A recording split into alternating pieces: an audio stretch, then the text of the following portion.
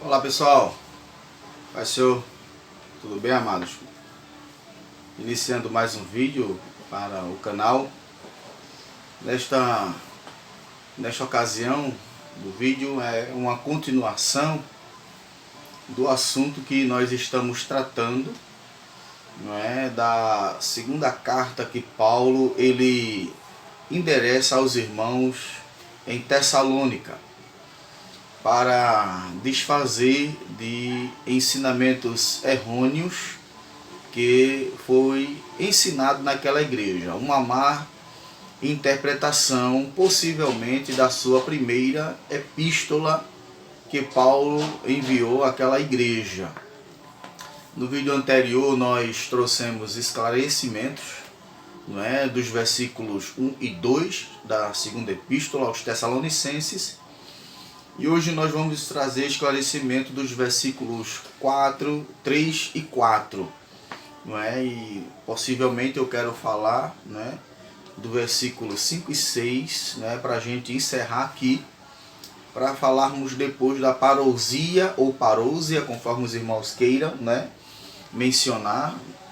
E depois nós entrarmos na questão, não é, da grande tribulação nas suas, né, duas fases, 1260 dias, depois mais 1260 dias, que são 3 anos e 6 meses, ou 42 meses, né, para cada, né, período, para cada fase, conforme os irmãos queiram, né, usar. Ou 1260 dias, ou 306 meses, ou 42 meses, conforme os irmãos queiram assim, né, usar. Ok, pessoal? Pois bem, dando continuidade, né, se você não assistiu, né, o nosso vídeo, assista lá, né, considerando as falsas notícias, né, 2 Tessalonicenses capítulo 2, versículos 1 e 2. Então hoje nós vamos falar sobre o Iníquo, pouco, né, sobre este personagem. E daremos continuidade no vídeo posterior, o versículo 4, o versículo 5 e o 6, né, onde nós traremos pontos, né, do ministério deste Iníquo, que é o homem do pecado, ao qual Paulo ele menciona na segunda epístola aos Tessalonicenses. Paulo ele não denomina, né, este homem, ao qual ele chama de o Iníquo, como o anticristo. O único, né, apóstolo a usar este título, anticristo, né, é o evangelista São João na sua primeira epístola. Ok, pessoal? Pois bem. Então, 2 Tessalonicenses capítulo 2, versículos 3 e 4, que diz assim: ninguém de maneira alguma vos engane, porque não será assim, sem que antes venha a apostasia e se manifeste o homem do pecado, o filho da perdição, o qual se opõe e se levanta contra tudo que se chama Deus ou se adora, de sorte que se assentará como Deus no templo de Deus, querendo parecer Deus. Ok, pessoal? Pois bem, Paulo ao receber a notícia, né, pessoal, sobre a má interpretação que havia sido feita lá na igreja, meus irmãos, em Tessalônica, e o pânico que causou, né, aos irmãos ali. Então Paulo ele escreve, não é, essa segunda carta para trazer esclarecimentos com relação à parousia, não é? O assunto toda esta preocupação de Paulo com os irmãos ali é com relação à vinda do Senhor, que a vinda de Cristo, né, é dividida em duas fases, né? Aquela invisível, que está em 1 de Tessalonicenses 4, 16 e 17, e também aquela visível, ao qual todo olho verá, que está em Atos capítulo 1, versículo 6 a 8, onde o anjo ele fala aos discípulos dizendo que esse Jesus que estás vendo subindo, ele um dia há de descer, E esta forma visível e pessoal de Cristo é denominado de dia do Senhor, que ocorrerá após o final da grande tribulação, aonde posteriormente Cristo implantará uma nova era, uma era de paz, que é denominado de período de 1000 anos sobre a terra. Pois bem, então, pessoal, Paulo ele não especifica, pessoal, se os falsos ensinadores estão perturbando os irmãos em Tessalônica, ou se os cristãos sinceros estão se enganando em assuntos diferentes, referentes, ao futuro. Paulo ele vai, na verdade, pessoal, ao ponto crucial, em que os cristãos não precisam ser enganados por qualquer ensinamento contrário ao que ele já anteriormente havia ministrado aos irmãos ali, à igreja de Tessalônica. Ok, pessoal? Ou que ainda ele irá ministrar.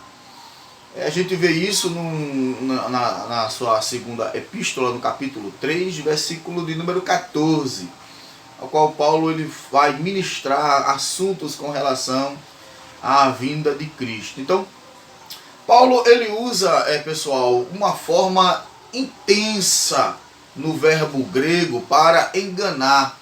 E quando Paulo usa essa forma intensa, é uma forma intensiva, de enganar de forma intensiva.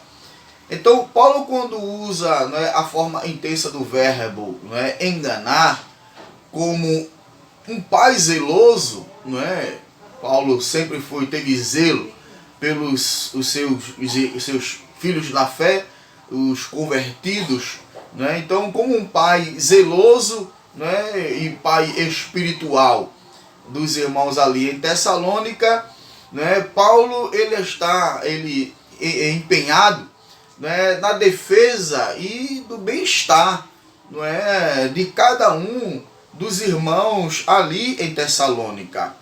E da mesma forma como foi dos irmãos em Tessalônica, Paulo, como um pai zeloso, também como um pai espiritual, ele procedeu da mesma forma com os irmãos da igreja em Coríntios. Você pode ver essa referência em 2 Coríntios capítulo 11, versículo 2. Para quê? Para apresentar a Cristo uma noiva, uma virgem pura, para aquele grande dia. Então, um pai zeloso, ele tem que zelar pelo que Cristo lhe outorgou. Ok, pessoal? Pois bem, o engano, pessoal, e a falsidade precisa ser imediatamente expurgado antes que seu dano seja irreversível. Quando eu falo a palavra expurgado, eu falo na expressão de limpo. Então Paulo ele teria que agir de forma imediata, antes que a má interpretação que alguns interpretaram de forma errônea, provavelmente a sua primeira epístola, que Paulo ele escreve no versículo 2 da sua segunda epístola, que ninguém vos perturbeis. Ele diz, quer por palavra, quer por epístola, quer por espírito. Então Paulo ele teria que expurgar, limpar, e teria que ser de forma rápida, antes que este falso ensinamento, antes que este erro né, viesse causar um dano irreversível aos irmãos ali em Tessalônica. Porque uma vez o engano entrando no nosso coração, fica difícil remover, porque nós acreditamos que será assim. Ok, pessoal? Pois bem, então, qual é o remédio que Paulo utiliza, né? Que ele consiste em aludir, né, em trabalhar, né, sobre o seu primeiro ensino. Qual é o remédio que Paulo ele traz? Então, Paulo ele inicia, pessoal, né, o seu discurso, né, afirmando com bastante clareza que o dia de Cristo não será como os irmãos, como aqueles falsos intérpretes havia ensinado. Ele diz, não será assim, não é verdade? E muitos têm interpretado de forma errônea, não é, dizendo que a igreja irá, não é, passar pelo período da grande tribulação. Então, alguém havia ensinado que a igreja já havia sido arrebatada e Cristo já havia reunido os santos para aquela reunião com ele. E isso causou um transtorno no seio da igreja ali em Tessalônica. Os irmãos ficaram perturbados com aquele ensinamento que havia trazido. Então Paulo diz, não será assim. Sei que antes venha a apostasia. Qual é o período que nós vivemos, amados? Vivemos um período de apostasia, sim. Não é? Muitos têm se apostatado da fé, não é? Então, o Ministério da Injustiça, ele já opera, e Paulo escreveu isso aos irmãos em Tessalônica, que já opera. Agora, há um que detém, que nós vamos falar no vídeo anterior. Então, o anticristo, ele não pode se apresentar antes que a igreja seja arrebatada. O anticristo não pode preceder a ida da igreja. A igreja tem que ir primeiro, para simultaneamente ele, não é, o anticristo, o filho da perdição, se manifestar, não é, com a sua trindade satânica. Aí Paulo diz, não é, e se manifestem, não é, o homem do pecado, o filho da perdição. Então, o termo, não é, o termo rebelião é mesmo que apostasia. E denota, não é, este termo uma queda ou uma apostasia. Não é? E o fato, pessoal, de Paulo, não é, nomeá-lo simplesmente como a apostasia traz crédito, não é verdade, à opinião de que se trata de um termo técnico, né, que designa a queda esperada, não é, de proporções sem precedentes. Então, pessoal, nesta longa discussão a respeito dos sinais que apontam para o final dos tempos, Jesus, no capítulo 24 do Evangelho de Mateus, versículo número 10, ele diz, nesse tempo, está escrito Mateus 24 e 10, você pode acompanhar. Jesus diz, nesse tempo, muitos serão escandalizados, trair-se-ão uns aos outros, e uns aos outros se aborrecerão. Aí o que é que Paulo faz? Depois de anos, Paulo, mais tarde, não é, ele escrevendo, não é, as pastorais, não é, escrevendo ao seu filho Timóteo, Paulo lista, né, vários frutos da rebelião ou da impiedade que marcará, não é, ou marcarão estes últimos dias. Você pode ver essa referência, não é, em segunda carta que Paulo escreve ao seu filho na fé, Timóteo, capítulo 3, versículos 1 a 5. Então, pessoal, provavelmente essa rebelião mencionada por Paulo, não é, seja uma debandada. Eu quero usar esse termo, debandada. Eu quero usar essa expressão, não é?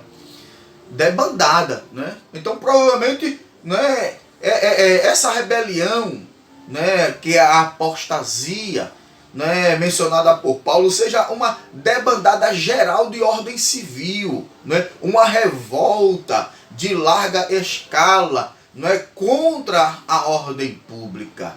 O interessante é que Jesus, em Mateus 24 e 15, Jesus ele especifica, pessoal, o abandono da fé, porém comparada com o ambiente social no tempo, não é, da sua volta aos dias de Noé, que antecederam o dilúvio, não é, que foi um tempo, né, de grande maldade, porque o tempo de Noé não foi um tempo bom, pessoal. Para Deus dizer no capítulo 6, versículo 3, né, que se arrepende, não é, de ter feito o homem, não é, que nós fizemos um vídeo, não é, tá lá no nosso canal, Deus se arrepende, nós falamos lá se Deus se arrepende. Falamos, né, de um atributo incomunicável de Deus, que é a imutabilidade. E está tudo explicadinho lá. Vocês vão lá e assistam no nosso canal. Deus se arrepende? Então,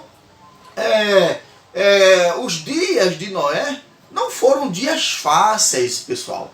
Então, os dias de Noé foram dias, né, de maldade. Foram dias de violência e corrupção. Não é verdade? Está lá em Gênesis capítulo 6, versículo 5, 11 e 12. E este é claramente, pessoal, um retrato, não é verdade? Da destruição, não é? E da falta de ordem civil. Não é? Então, juntamente com a rebelião e da falta de ordem, né, civil contra Deus, não é, virá ou se revelará quem? O iníquo, não é? Porque depois que a igreja, não é, for levada, a ordem civil não haverá, porque a igreja ela é a coluna e firmeza da verdade. Existe um ainda que detém, até que do meio seja tirado, ok, pessoal? Pois bem, então o iníquo vai se revelar, não é verdade? Então, no versículo 4 da segunda epístola que Paulo escreve aos Tessalonicenses, que diz assim: o qual se opõe e se levanta contra tudo o que se chama Deus ou se adora, de sorte que se assentará como Deus no templo de Deus, querendo parecer Deus. Ok, pessoal? Então, Paulo, né, ele se alinha, né, neste texto à profecia de Daniel, né, que teve, né, Daniel teve uma visão, não é, e de alguém que proferirá palavras, né, contra, não é, o Altíssimo, contra Deus, e destruirá, não é, os santos do Altíssimo. Está lá em Daniel capítulo 7, versículo 25, pessoal. Vocês podem ver lá, não é verdade? Então, Paulo se apropria deste assunto, ok, pessoal? E causará, não é, a transgressão, não é, o transgressor, o assolador, não é, no templo de Deus. Está lá em Daniel 8:23, vocês podem ver lá. Então, quando a gente lê, não é, Daniel 8:23, não é, o precursor, não é, a pessoa dessa figura do fim, né, dos tempos, a gente sabe que foi Antíoco Epifânio IV, né, que profanou, né, o lugar, o templo do Senhor, né, o lugar santíssimo, e mais tarde, né, no ano 167 antes de Cristo, né, instalou um altar pagão, né, à direita do templo judaico, não é verdade, pessoal? Porém, né, esse texto, Daniel 8:23, só não se aplica, não é, a Antíoco Epifânio. Jesus, não é, em seu ensino, não é, no Monte das Oliveiras, Jesus ele esclareceu, pessoal, não é, que ainda haverá um cumprimento da profecia de Daniel, o capítulo 8, não é, no caso, versículo 23. E Paulo passou, pessoal, a reafirmar quando descreveu, né, como esse arco inimigo de Deus e da igreja se assentará, não é, como Deus no templo de Deus, querendo ser Deus, né? Assim Paulo, né, quando lê isso aí, ele identifica, pessoal, Qual é o objetivo oculto do anticristo em sua luta acirrada pela proeminência? Aí você pode perguntar, mas irmão Luciano, qual é, ou o que foi que Paulo identificou, não é, em Daniel 8:23, ao interpretar qual é o objetivo oculto do anticristo, né? E a sua luta acirrada pela proeminência? Pois bem, pessoal, o objetivo, né, o que Paulo ele identificou, o objetivo oculto do anticristo, não é, e a sua luta acirrada pela proeminência, é que ele pretende usurpar o lugar de Deus. Porque esse é o objetivo dele, pessoal. Não é verdade? Ezequiel ele esclarece isso. Qual é o objetivo, não é, de Lúcifer? Não é? Querer estar na altura, no templo de Deus, né? No monte de Deus, assentar no altar para querer, não é, ser Deus. Então, ele quer usurpar, não é, o lugar de Deus. O que é usurpar? Usurpar é um verbo direto intransitivo, que significa, pessoal, não é, aquele que usurpa direitos e prerrogativas de outrem. Ele quer os direitos de Deus, mas Deus, né, pessoal, ele não vai permitir, né, que Lúcifer ele haja dessa forma. Deus permitirá, não é, este período para que se cumpra a sua palavra, não é? Ele vai querer ser Deus, vai querer parecer ser Deus no templo de Deus, mas será de forma momentânea, porque Deus não permitirá, porque Cristo ele há de vir, não é, com a sua igreja, com seus santos anjos e destruir o império satânico, não é, este período de reino de Satanás, não é, do tempo de 7 anos. Ok, pessoal? Pois bem, o objetivo, não é, de Paulo, que ele descobriu oculto, não é verdade, sobre o anticristo, é que ele quer, não é, usurpar o lugar de Deus. Então, veja que Paulo, não é, ele no texto do versículo 4, pessoal, Paulo ele não se esforça, né, para identificar quem é essa pessoa, ou de onde esta pessoa virá, como João o identifica. João o identifica como, não é, o anticristo. Paulo, não é, chama, mas ele não identifica. Ele chama de o homem do pecado, o iníquo, aquele que comete a iniquidade. Não é verdade? Então Paulo, não é, ele não procura de forma nenhuma identificar quem é essa pessoa, e nem tampouco de onde ele vem, pessoal. Não é verdade? Nem tampouco, não é, Paulo ele especifica, não é, se espera, não é, que algum dos imperadores, se os imperadores romanos fosse o anticristo, né? Embora, né, pessoal, em seus dias, né, o trono do imperador, né, fosse o cenário mais propício, né, para tal figura do anticristo.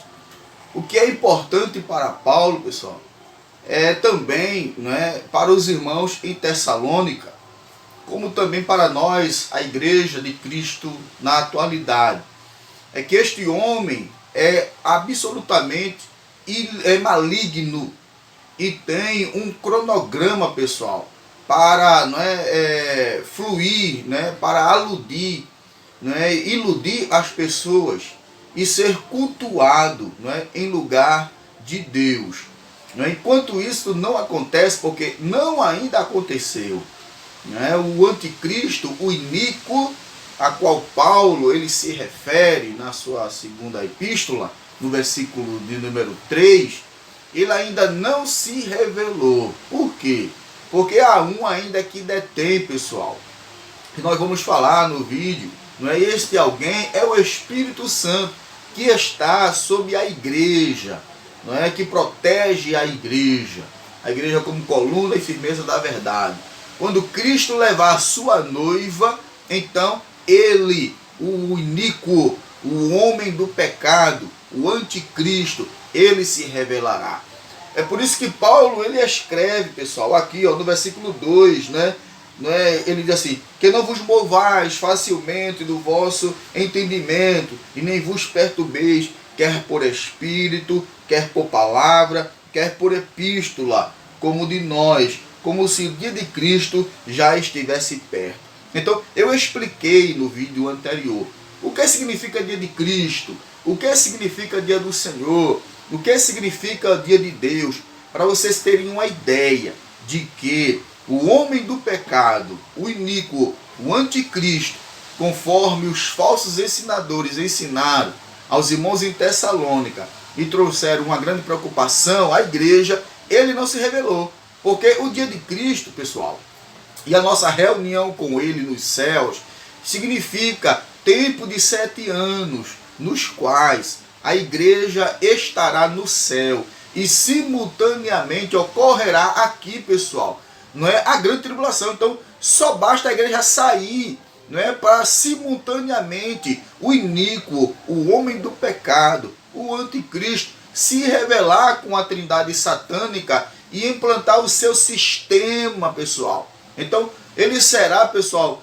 um homem, não é, tão maligno que ele irá iludir, não é, as nações, não é, e ele irá iludir Israel, mostrando ser aquilo que não é, porque ele é um usurpador.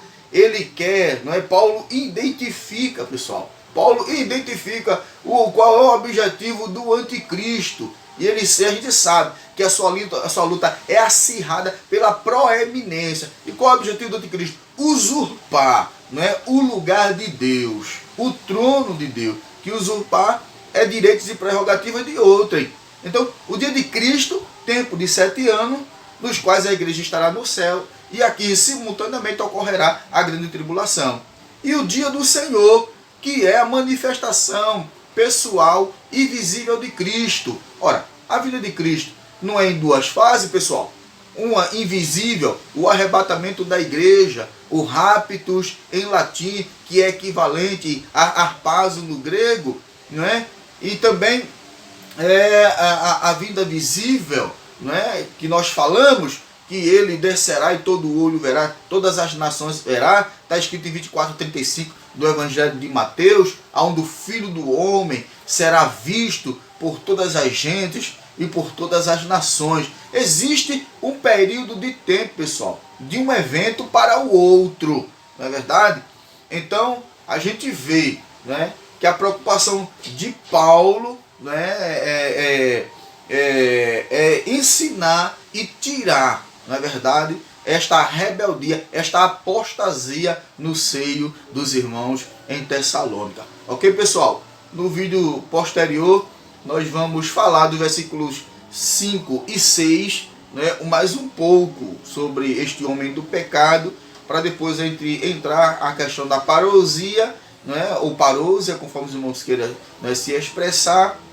E depois, pessoal, nós vamos entrar na questão da grande tribulação, para podermos, né, falar em outros assuntos com relação à palavra de Deus. Mas o assunto escatológico é muito bom de se falar, porque nós nos preparamos, pessoal, para uma vinda. A igreja de Cristo se prepara para aquela reunião com Ele, se prepara para o raptus, para o arrebatamento da igreja. Ok, pessoal?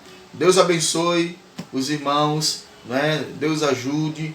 Espero que esse vídeo, né, lhe ajude na compreensão, né, da interpretação da palavra de Deus. A paz do Senhor, pessoal.